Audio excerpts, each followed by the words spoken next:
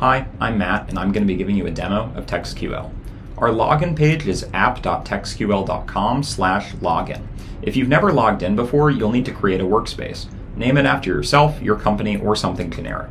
The key feature of TextQL is the ANA agent for data science. To connect your data warehouse, go to Connectors in the lower left corner. Then click Add Connector and select your warehouse. After entering your connection details, you'll have to test the connector before creating it. On the next page, you'll be asked to select the tables to expose to ANA, and you can click Select All to expose all. For proper functionality, you may need to click into your connector after setup, and then select View Ontology. We won't be using ontologies for querying in this video, but failure to complete this step can sometimes prevent ANA from seeing your warehouse. Now that your connector is connected, you're ready to start having chats with TextQL. Click the New Thread page to start writing your prompt. You'll need to look for this little blue icon to make sure the connector is exposed in the chat. If you don't see the icon, click Settings, then Text to SQL, and then select your connector.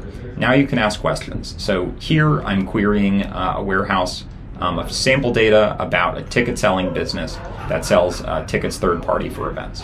To give your organization a default connector, click Settings and then Configuration. Then set the chat default mode to Text to SQL and select a default ontology as the connector you just made. You can also use the settings page to invite new users.